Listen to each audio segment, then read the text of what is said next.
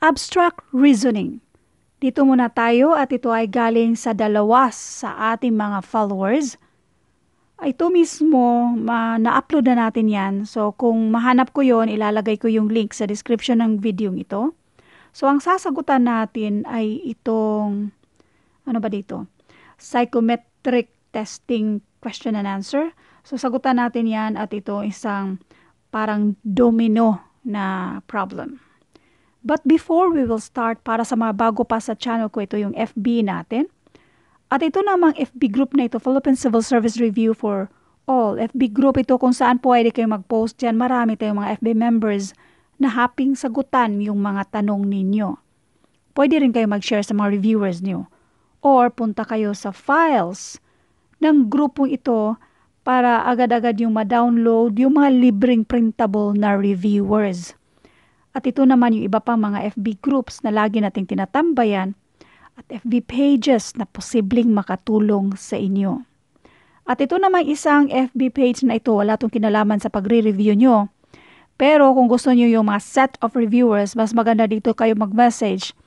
At mas aktibo ako nagbabasa ng mga mensahe dito sa Leonaline Vlog. Now, doon na tayo sa una. Kahit wala yung tanong dito, meron naman tong question mark. Kapag mga figures, pattern lang ang hanapin natin dito. Para lang tayong naglalaro ba? I-guess natin kung ano kaya yung nasa question mark dito. Ang mga choices ay itong apat na to, A, B, C, D. Kung alin dyan sa apat, ang ilalagay natin dito sa question mark. Naobserbahan nyo naman yung mga shapes dito. Meron na naman tayong unshaded, may gray at yung unshaded. Ang mga shapes dito meron tayong nasa labas at nasa gitna. Lahat yan merong nasa labas at nasa gitna.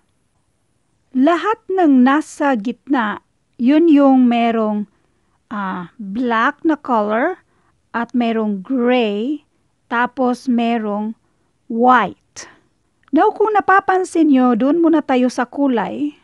1, 2, 3, tatlo. 1, 2, 3, tatlo din ang gray.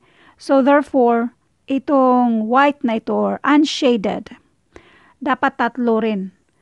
So, ang nandito, ang dapat yung nasa mismong loob ay unshaded. Try natin. Bali, wag muna nating i-eliminate itong dalawa. Wag muna nating eliminate yan. I-circle lang natin yung possible. So, doon naman tayo sa mga shapes. Pansinin yung mismong nasa loob dito.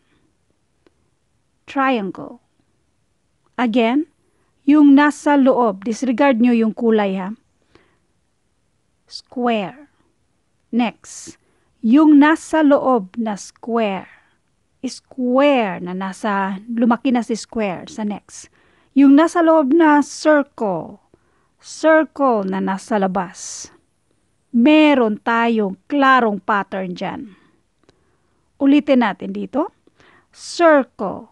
So, dapat circle yung nasa labas. So, obviously, triangle. Kaya yung next dito ay dapat may malaking triangle.